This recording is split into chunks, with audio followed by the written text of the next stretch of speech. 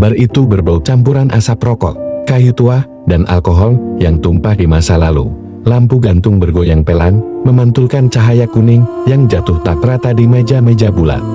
Di sudut, dekat jendela yang berembun, duduklah seorang perempuan, rambutnya tergerai lemas di bahu, sebagian menutupi wajahnya yang sayu. Meja kecil di depannya hanya berisi satu botol whisky setengah penuh, segelas es batu yang nyaris habis, dan sebungkus rokok mentol yang belum disentuh. Jemari kurusnya memegang gelas dengan hati-hati, seolah benda itu bisa pecah hanya karena sentuhan yang salah.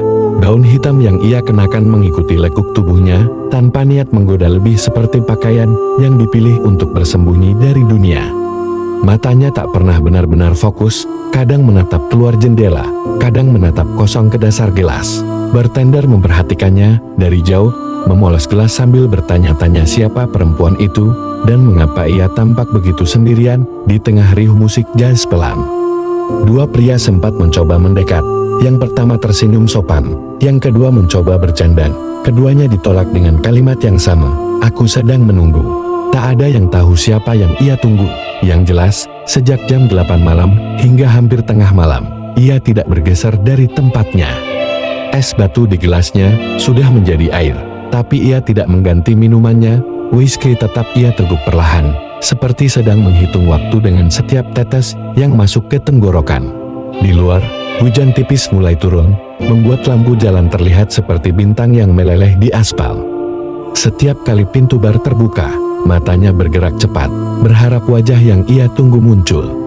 Tapi yang datang hanya orang-orang asing, basah kuyup, membawa dingin dan tawa yang tidak cocok dengan kesunyian yang ia pelihara.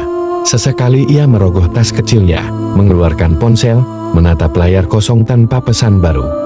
Lalu ia mengembuskannya napas panjang, mengembalikan ponsel itu, dan meneguk lagi whisky-nya. Ada bekas lipstik merah di bibir gelasnya, bercampur dengan jejak air mata tipis di pipinya. Bartender akhirnya memberanikan diri untuk bicara, "Miss, mau saya buatkan minuman lain?" Perempuan itu tersenyum tipis, bukan senyum bahagia, lebih seperti senyum yang mencoba sopan. "Tidak, whisky ini cukup untuk malam ini." Musik jazz berganti menjadi lagu lama tentang cinta yang tak kembali, seolah bar itu mengerti rahasia yang ia bawa. Di meja seberang, sepasang kekasih tertawa kecil, saling memegang tangan, matanya sempat singgah sebentar, lalu kembali jatuh ke gelas. Kilasan masa lalu mulai memenuhi pikirannya malam-malam, ketika ia tidak sendiri, ketika meja ini penuh tawa dan suara yang hangat.